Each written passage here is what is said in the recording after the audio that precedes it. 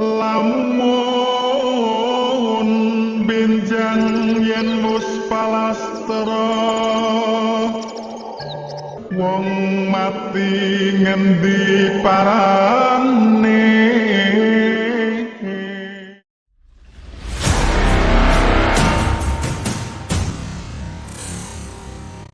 Umpama lopat simapur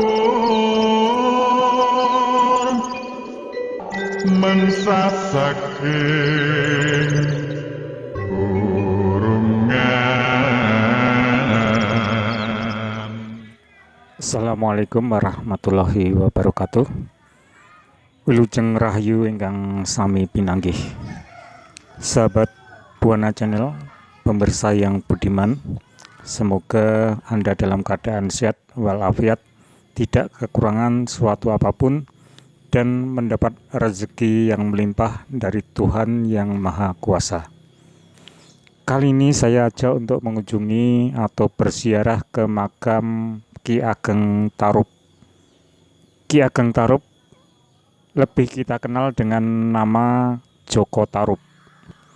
Nama lain Joko Tarup adalah Raden Kidang Telangkas. Nama lainnya adalah Abdurrahim Al-Maghribi. Letak makam Ki Ageng Tarup atau Joko Tarup berada di Desa Tarup, Kecamatan Tawangharjo, Kabupaten Grobogan.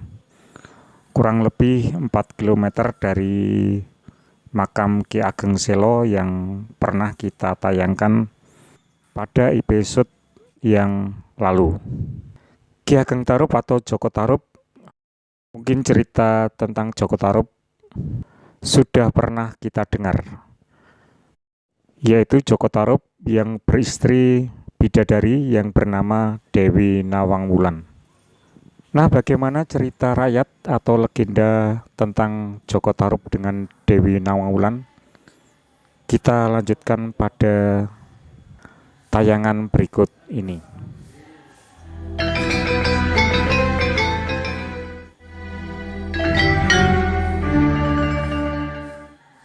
Dari sumber Wikipedia tentang Joko Tarup yang diambil dari majalah Jayabaya, dalam versinya silsilah Jaka Tarup dimulai pada tahun 1300 Masehi.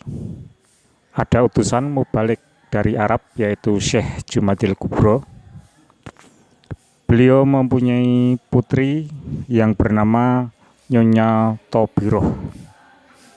Dari Nyonya Tobiroh mempunyai putra Syekh Maulana Malik Ibrahim. Ketika Syekh Maulana Malik Ibrahim mendapat perintah untuk mengembangkan syariat Islam di Jawa, beliau menikah dengan Dewi Rosowulan, adik Sunan Kalijaga. Dari perkawinan ini lahirlah anak yang bernama Jaka Tarup. Syekh Maulana Malik Ibrahim mempunyai garis keturunan atau nasab hingga Nabi Muhammad SAW. Begitu silsilah Jaka Tarup menurut majalah Jayabaya yang dikutip kembali oleh Wikipedia. Dalam versi lain, Dewi Rosowulan setelah berpisah dengan Syekh Maulana Malik Ibrahim, kemudian dia bersuami dengan Empu Supo, salah satu empu keris pada zaman Kesultanan Demak.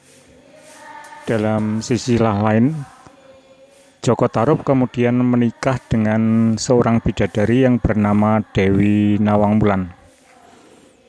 Pernikahan ini dikaruniai seorang putri yang bernama Dewi Nawangsih. Kemudian Dewi Nawangsih diperistri oleh Bondan Kejawen atau Lembu Peteng yang merupakan salah satu putra dari Raja Brawijaya V, raja terakhir Majapahit. pernikahan Dewi Nawangsih dengan Bondan Kejawen atau Lembu Peteng dikaruniai putra yang bernama Ki Ageng Getas Pandawa. Dari Ki Ageng Getas Pandawa kemudian menurunkan 6 putri dan 1 putra. Putra yang bungsu kemudian bernama Ki Ageng Selo. Dari Ki Ageng Selo menurunkan Ki Ageng Ngenis. Dari Ki Ageng Ngenis menurunkan Ki Ageng Pemanahan, dan dari Ki Ageng Pemanahan menurunkan Sutawijaya yang kemudian menjadi raja yang bergelar Panembahan Senopati. Jadi dari sini dapat kita ambil kesimpulan bahwa Ki Ageng Tarup itu termasuk cikal bakal dari Kesultanan Mataram hingga pada Kesultanan Yogyakarta dan Kasunanan Surakarta.